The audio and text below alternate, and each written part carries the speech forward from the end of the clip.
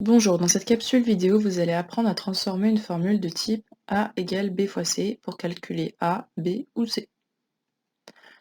Donc nous allons partir d'une formule toute simple, A égale B fois C, et nous allons essayer de voir d'abord comment faire pour calculer la lettre A. Donc tout d'abord, la première étape, on recopie la formule, et là on a directement A égale B fois C. Donc il suffit de remplacer B par sa valeur, C par sa valeur, de faire la multiplication, et on trouve le résultat. Voyons tout de suite sur un exemple. Donc on va prendre la loi d'Ohm. La loi d'Ohm, elle nous dit que U égale R fois I, avec U la tension en volts, R la résistance en ohms, et I l'intensité du courant en ampères. Imaginons nous voulons calculer U. Donc nous recopions la formule U égale R fois I, et là, U, il est directement à côté du égal. Donc on remplace R par sa valeur, donc 5 ohms, et I par sa valeur, donc 2 ampères. 5 fois 2, ça nous fait 10 volts. Maintenant, nous allons repartir sur la même formule, mais là, cette fois-ci, ce n'est plus A qu'on cherche, c'est la lettre B qu'on cherche à calculer. Donc on copie notre formule et on veut calculer B.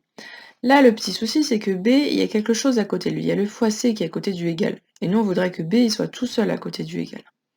Pour se débarrasser d'un fois C, on fait le contraire, donc on fait diviser par C. Donc des deux côtés de l'égalité, on va diviser par C.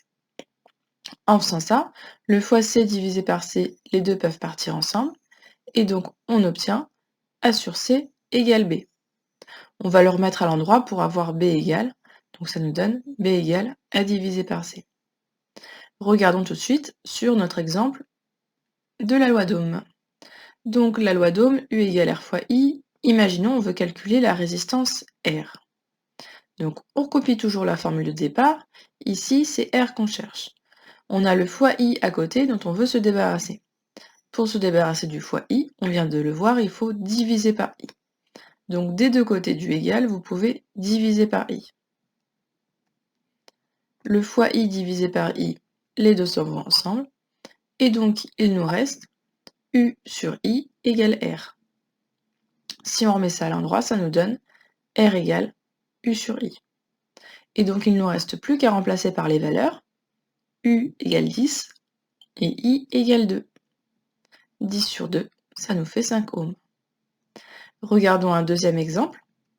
Toujours la loi d'Ohm, cette fois-ci on veut calculer I. Donc on recopie la formule, on cherche I. Il y a donc le R avec le fois qui est à côté qui nous embête et dont on voudrait se débarrasser. Pour se débarrasser d'un fois R, il faut diviser par R. Donc des deux côtés de l'égalité, on divise par R. R divisé par R, les deux s'en vont. Et donc on obtient U sur R égale I. On va remettre ça à l'endroit pour avoir I égale. Donc ça vous donne I égale U sur R. On n'a plus alors qu'à remplacer U par 10 et R par 5. Donc 10 divisé par 5, ça nous fait 2 ampères.